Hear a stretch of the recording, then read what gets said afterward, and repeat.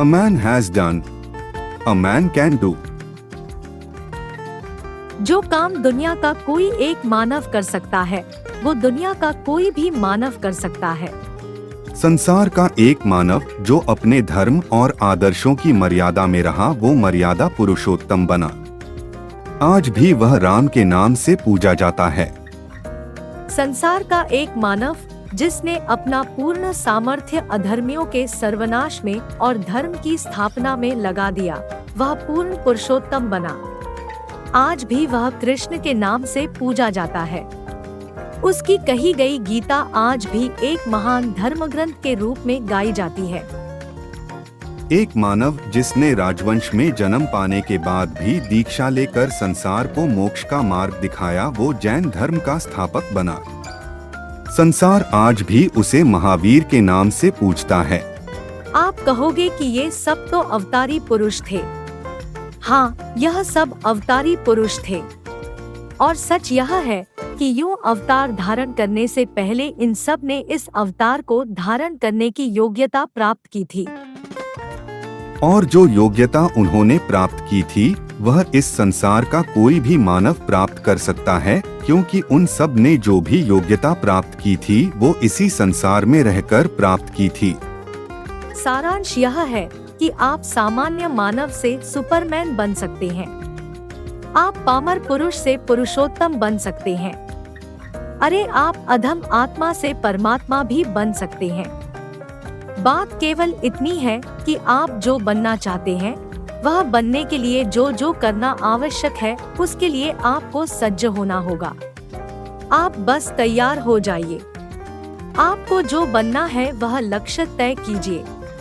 पूरी लगन और निष्ठा से उसके साथ जुड़ जाइए। अपना हर कर्म उसी को ध्यान में रख कर कीजिए। अपने हर कर्म को कड़े पुरुषार्थ का बल दीजिए। यही पुरुषार्थ आपको सफलता के पथ पर लाकर रख देगा, और यही सफलता आपका प्रारब्ध बन जाएगी। सो लक्ष्य को तय करो और सफलता को सिद्ध करो। इसे ही पुरुषार्थ और प्रारब्ध कहते हैं। यह बात आपको अजीब सी या मुश्किल लग रही है? चलिए आपको पुरुषार्थ की कथा, प्रारब्ध की गाथा सुनाते हैं। आप अमिताभ बच्चन को तो जानते ही होंगे।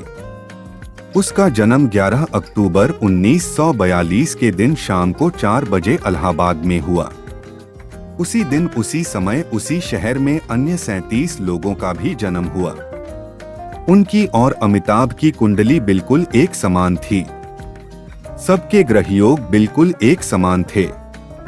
तो क्या हमें 38 अमिताभ मिले? ना, हमें केवल और केवल एक ही अमिताभ मिला।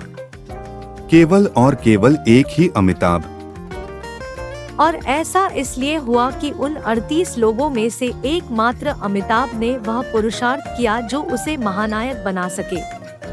बाकी लोग ऐसा नहीं कर पाए, और इसलिए अमिताभ के जैसा ही भाग्य बल पाने के बाद भी वह अमिताभ के जैसा ही भाग्य नहीं पा सके। अगर वो भी अपने जीवन में वही पुरुषार्थ करते जो अमिताभ ने किया था, तो वह भी अमिताभ जैसे ही महानायक बन सकते थे। तात्पर्य यह है कि जिस तरह अमिताभ बना है, ठीक उसी तरह संसार का कोई भी मानव बिल्कुल अमिताभ के जैसा ही बन सकता है।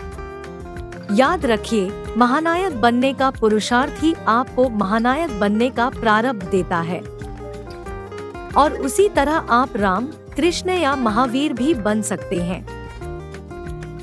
A man has done, a man can do. दुनिया में जो एक मानव कर सकता है, वो दुनिया का कोई भी मानव कर सकता है।